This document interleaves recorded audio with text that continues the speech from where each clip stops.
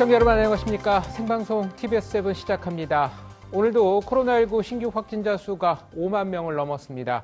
어제부터 고위험군을 중심으로 하는 의료 대응 체계가 시작됐는데요. 초기 단계라 현장에서 혼선이 빚어지고 있는 가운데 방역당국은 재택치료 일반관리군의 진료 원칙을 구체화하고 보호자와 간병인에 대한 감염관리 가이드라인도 세웠습니다. 보도에 정진명 기자입니다.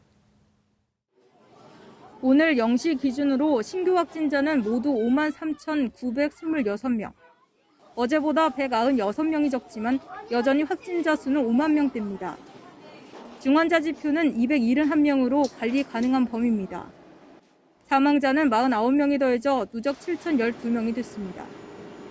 전국의 중환자 병상 가동률은 어제 오후 5시 기준으로 전날보다 0.3%포인트 낮은 19.1%를 기록했습니다. 중증도가 낮은 오미크론 특성을 감안해 병상 가동률은 안정적이지만 무증상이나 경증으로 재택치료를 받는 사람이 18만 명에 가까워진 셈입니다. 어제부터 바뀐 60세 이상 고위험군 중심의 재택치료 체계가 조금 더 구체화됐습니다. 위험도가 낮은 일반관리군에 대해 병의원에서 전화와 처방을 받을 수 있는 체계로 전환하되 일반관리군이 진료받을 때는 하루에 2번 이상 받을 수 있고 본인 부담금과 추가 진찰료는 없습니다. 이를 일회 수가 청구가 가능하도록 설정을 하였습니다. 이에 따라 동일 의료기관에서 코로나 질환에 대해 전화 상담과 처방을 하는 경우에는 하루 한 번의 진찰료 처방이 가능합니다. 이 경우에도 환자의 본인 부담금은 발생하지가 않습니다. 전화 처방과 상담을 참여하는 3,925개 호흡기 클리닉과 208개소 재택치료 의료상담센터가 어제부터 운영을 시작했습니다. 또 2월 말부터 PCR 검사가 꼭 필요한 보호자와 간병인에 대한 감염관리 가이드라인도 달라집니다. 그동안은 60세 이상 고령자, 밀접 접촉자 등 우선순위 대상만 선별진료소 검사소에서 PCR 검사를 받을 수 있었고 이외 사람들은 민간병원에서 10만 원의 비용을 지불한 뒤 PCR 검사를 받을 수 있었기 때문입니다. 감염 위험군이 다수 입원해 있는 의료기관 내 방역관리를 유지하면서 환자, 보호자, 간병인의 부담을 완화하기 위해 이들을 보건소 선별진료소 검사 대상에 포함시키고 건강보험 지원도 확대했습니다. 이번 전에는 우선 검사 대상인 환자와 함께 선별진료소를 방문하는 보호자와 간병인에 대해서는 한 명에 대해서 무료로 검사를 받을 수 있도록 하겠습니다. 이번 회에는 보호자와 간병인의 방역적 우선순위에 따라서 비용 부담을 달리 적용하겠습니다. 방역적 우선순위가 높은 경우에는 건강보험을 적용한 4,000원, 우선순위가 낮을 경우에는 2만 원 안팎의 비용이 들 것으로 보입니다. 방역당국은 오늘 17일까지 보호자 간병인에 대한 감염관리 가이드라인을 구체적으로 마련해 발표하겠다고 말했습니다. TBS 정진명입니다. 경기 양주시 채석장에서 토사가 무너져 노동자 3명이 숨지는 사고를 낸 삼표산업이 중대재해처벌법으로 처벌을 받는 첫 사례가 될지 주목됩니다. 고용노동부가 이 회사 대표를 입건한 데 이어 오늘은 서울 종로구 본사를 압수수색했습니다. 이강훈 기자입니다. 고용노동부는 오늘 오전 근로감독관 40여 명을 삼표산업 본사에 보내 중대재해처벌법 위반 여부를 입증하기 위한 증거 확보에 나섰습니다. 지난달 31일 경기 양주사업소 현장 사무실 압수수색에 이어 두 번째 강제 수사입니다. 고용부는 또 지난 9일 삼표산업 대표이사를 중대재해처벌법 위반 혐의로 입건했습니다. 지난달 27일부터 시행된 중대재해처벌법은 노동자가 사망하는 등의 중대한 산업재해가 발생하면 사고를 막기 위한 의무 책임을 다하지 않은 사업주와 경영책임자를 처벌할 수 있도록 하고 있습니다. 고용부가 이번 사건의 경영책임자를 특정하고 본사 압수수색까지 한 것은 삼표산업을 중대재해처벌법으로 처벌하겠다는 의지를 강하게 드러낸 것이란 분석이 나오는데 법원의 판단도 이와 같을지는 미지수입니다. 삼표산업은 이미 대형 로펌 몇 곳과 법적 대응을 준비하고 있습니다. 오늘 8명의 사상자가 발생한 전남 여수 석유화학공장 폭발 사고와 관련해서도 고용부는 중대재해처벌법 위반 여부를 확인 중입니다. 이번 사고는 중대재해처벌법 시행 이래 발생한 세 번째 사고로 지난 8일에는 경기 성남시 판교 신축공사 현장에서 노동자 2명이 추락해 숨졌습니다. TBS 이강훈입니다. 대표적인 스윙보터로 꼽히는 청년들의 표심은 대선의 최대 승부처로 떠올랐습니다. 대선 후보들은 앞다퉈 청년 관련 공약을 내놓고 있는데요. 청년들은 이에 대해 어떻게 생각할까요? 지혜롱 기자가 만나봤습니다. 청년들은 이제 미래의 주역이 아니라 현재의 주역이 청년 보좌관을 아주 대대적으로 정부에 참여를 시키겠다. 청년, 사회 초년생 신혼부부를 위해 생애 첫 집 프로젝트를 다음 대통령은 반드시 청년이 먹고 살 수 있는 나라를 만들어야. 청년을 향한 대선 후보들의 구애가 뜨겁습니다.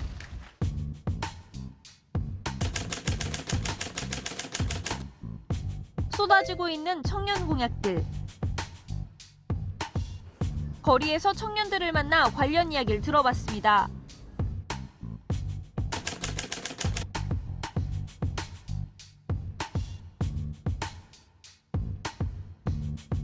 아무래도 거주지가 제일 큰 문제이기 때문에 주택 문제랑 군대 복무 중인 친구들이 많아서 군대 관련 공약들을 청년소득 일자리를 넓힌다면 기회가 많이 올 거라고 생각합니다. 전체적으로 뭔가 했었던 것들 기대되는 것보다 한번 지켜봐야겠다라는 생각이 좀 더 큰 것 같아요. MZ 표심이라고 갑작스럽게 이런 게 조금 당황스럽긴 한데 관심 가져줘서 좋은데 진짜 공약을 실현했으면 좋겠어요. 아니요, 못했어요. 나 아직 마음에 드는 사람이 없어서 결정했습니다. 어느 정도 결정을 했습니다. 도움이 많이 되겠다라는 공약이 있으면 바뀔 수 있을 것 같아요. 조금 더 자세한 이야기를 들어봤습니다. 안녕하세요. 안녕하세요. 저는 김민성이라고 합니다. 네, 저는 이채은이라고 하고요. 지수라고 하고요. 선민지입니다. 이번 대선에서 후보들이 청년 얘기를 많이 하고 있어요. 후보들의 공약인데요. 마음에 드는 공약이 있을지 궁금한데 마음에 드는 공약을 선정해 주시고 그 이유를 같이 말씀해 주시면 좋을 것 같습니다. 마음에 안 드는 거는 진짜 말 많이 할 수 있는데 청년 공약 맞죠? 대한민국에서 청년 시기를 보내는 사람들이 어떤 문제를 겪고 있는지를 어떻게 진단해서 저런 공약이 나온 건지를 좀 이해하기 어려운 건 있는 것 같아요. 소득 수준에 따라서 배우는 것들이 많이 다르다고 들었어요. 그러다 보니까 코로나의 직격탄을 맞은 그런 청년들, 청소년을 위해서 교육을 좀 더 이제 무상으로 취업 교육을 해주는 것, 이런 것들이 좀 필요한 것 같고요. 지역에 이제 청년 일자리를 마련하겠다라는 것이 꽤 유의미한 공약이라고 보고 있습니다. 저 후보들이 생각하는 청년은 도대체 어떠한 존재이고 이 청년 정책으로 어떠한 세상을 만들 것이냐라는 게 그 후보 캠프에서 깊이 논의되고 그거에 따른 청년 공약을 낸 건지 철학이나 그러한 깊은 논의가 담긴 공약인지는 살짝 물음표가 드는 것 같아요. 청년들한테 지금 가장 구조적으로 힘들고 문제가 되는 것이 결국에는 일자리와 주거라고 생각이 들어가지고 지역주도형 청년 일자리라든지 공공주택을 확대하는 것 이런 게 좀 들어오는 것 같아요. 좀 이건 아닌 것 같다. 이런 공약도 있을까요? 생각보다 일자리 공약이 없어서 너무 깜짝 놀랐어요. 저는 저 병사 월급 200만 원을 보자마자 너무 많은 생각이 들었거든요. 월급이 그렇게 되면은 뭔가 2년 동안 군대에 있는 청년과 그렇지 않은 청년들의 차이는 어떻게 되는 거지? 기본소득도 그냥 뭔가 돈을 줄 테니 뽑아줘라고 좀 보이는 측면이 있는 것 같아가지고 좀 그런 부분들이 고민이 되는 것 같아요. 가성비라고 해가지고 똑같은 물건 하나 사는데도 여기저기서 다 비교하는데 어떤 후보가 딱 공약 냈을 때 이게 나한테 좋은 건지를 다 따진단 말이에요. 청년들에게 좀 더 세심하게 디테일하게 다가가는 게 좀 필요하겠다라는 생각이 들어요. 이번 대선에서는 유독 청년이 많이 언급이 되는 것 같아요. 전 약간 속빈 강정 같았어요. 좀 더 내실 있는 청년 공약을 내세워줬으면 좋겠다는 말씀 드리고 싶습니다. 문제가 근본적으로 해결돼야 된다라고 하는 이야기들을 청년들이 계속 이야기를 해왔기 때문에 그런 측면에서는 긍정적이다. 청년이 많이 호명되는 거는 좋으나 얼마나 그것에 대해서 고민하고 무엇인지 알고 얘기를 하고 있는 건지에 대해서는 스스로 좀 반문을 좀 해보면 좋을 것 같다? 내가 바라는 공약은 어떤 게 있을까요? 정상 가족을 꾸리지 않아도 그리고 내 노동소득으로 부담 가능하면서 오래 살 수 있는 주택에 대한 공약이 필요합니다. 제가 바라는 공약은 안정적인 일자리 공약과 우선교육 공약이다. 노동권에서 보장받지 않은 사각지대에 놓여있는 청년들이 너무 많기 때문에 일하는 사람 누구나 보장받을 수 있는 노동권이 저는 필요합니다. 지방에도 청년이 있습니다. 지역에 있는 청년들도 고려가 된 그러한 청년 정책이 필요하다. 마지막으로 새로 당선될 그 대통령께 당부의 한마디를 한다면 어떤 이야기 할 수 있을까요? 이왕 하는 김에 책임 다 하면서 역할 잘 해주시면 좋겠습니다. 당장 뭘 줄게 이렇게 해결하기보다는 실질적으로 정말 청년들의 삶을 바꿨으면 좋겠다라는 말씀 드리고 본인이 이야기한 공약은 그냥 반드시 지켰으면 좋겠다. 많이 대화하고 갈등을 피하지 않는 그런 대통령이었으면 좋겠습니다. 청년 문제 그리고 청년 정책은 어려워요. 정말 진짜 다양하거든요. 오늘 나온 얘기에 반대하는 청년들도 있을 것이고 청년이라는 그 단어 자체에 대해서 좀 많이 깊이 고민을 좀 하시는 게 좋을 것 같다. 제21대 대통령 선거까지 남은 날은 불과 20여일. 청년들은 과연 누구의 손을 들게 될까요? TBS 지혜롬입니다.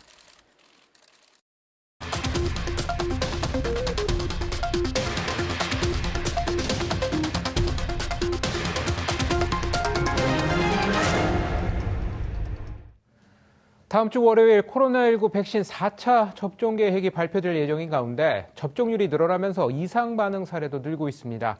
해외 상황은 어떤지 온 세계 최형주 기자가 알아봤습니다. Breathe, honey. Breathe. 간호사인 크리스티 시먼스는 작년 1월 모더나 백신 1차 접종 이후 이상 증상을 보였습니다. I chose to take it for the common good. I'm a nurse. That's what we do. 크리스티는 백신 접종을 반대하는 것은 아니라고 강조하는데요. 다만 이런 후유증을 겪고 있는 이들에게 도움이 절실하다고 호소합니다. 코로나19 백신 접종 이후 위중증과 사망자 수를 보면 발생 비율은 0.01%로 매우 낮지만 지속해서 보고되고 있는데요. 부작용이 발생해도 백신 제약사들은 아무런 책임을 지지 않습니다. 긴급 사용 승인을 통해 도입되면서 면책 특권을 부여받았기 때문인데요. 백신 소송 전문가인 피터 마이스 교수는 면책 조항은 불공정한 관행이지만 역사적으로 정부가 책임을 떠안아왔다고 설명합니다. You know, it goes back to the 70s.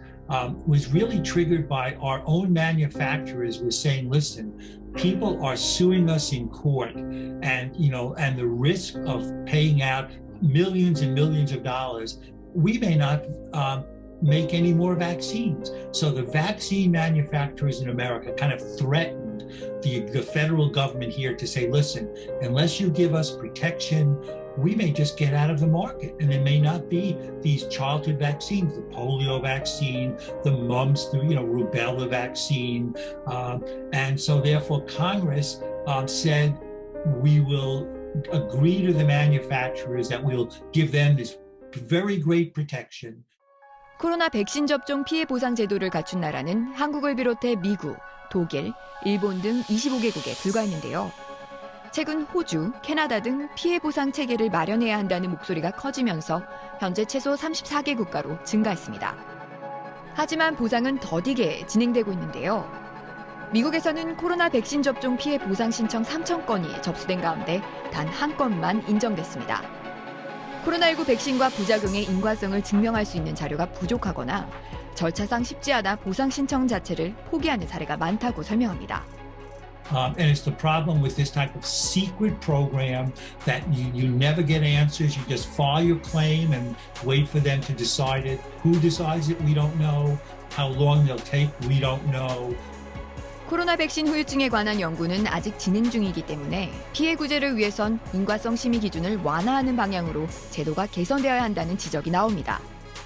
If there is a doctor who will support you based upon the limited studies we've done, I think that should be enough. If you're going to require ironclad scientific proof in a new vaccine like the COVID vaccine, it could be years before we have the evidence to, conclusively show that these vaccines cause these problems. 유럽은 어떨까요? 국제 백신 피해 보상 제도를 연구해온 덩컨 페어그립 선임연구원은 북유럽 국가들은 백신 부작용에 대한 공동 연구를 진행해 그 결과를 바탕으로 비교적 신속한 보상을 진행하고 있다고 말합니다. 하지만 그 외 국가들은 미국과 비슷한 상황이라고 설명합니다.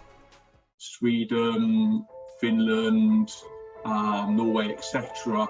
They have a long tradition of these schemes, and they are relatively generous in terms of the eligibility, so that the rate of success is relatively high. But in the UK, there are zero for the moment, and that is not because they're not going to pay out.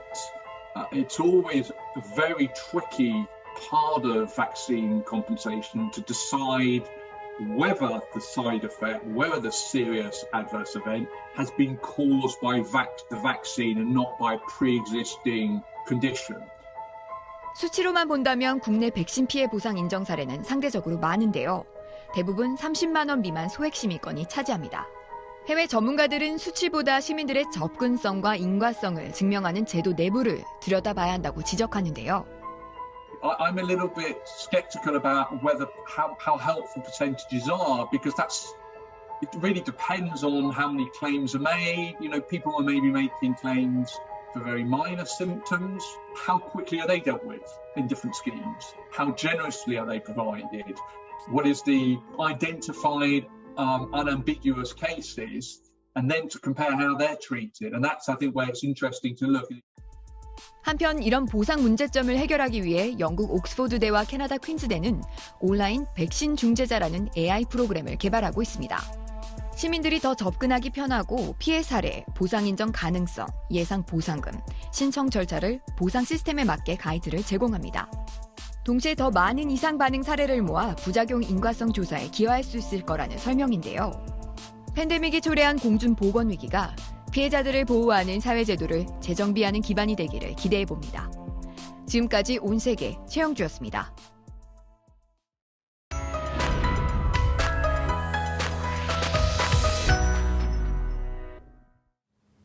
주말인 내일도 대기질이 좋지 않을 것으로 예상됩니다. 수도권 지역은 오전에 일시적으로 미세먼지 농도가 매우 나쁨 단계까지 치솟겠습니다. 수도권 전역엔 미세먼지 예비 저감 조치가 발령 중입니다. 내일 밤 9시까지 공공사업장과 공사장은 운영 시간을 단축하거나 조정해야 합니다. 고농도 미세먼지는 월요일 오후부터 해소될 전망입니다.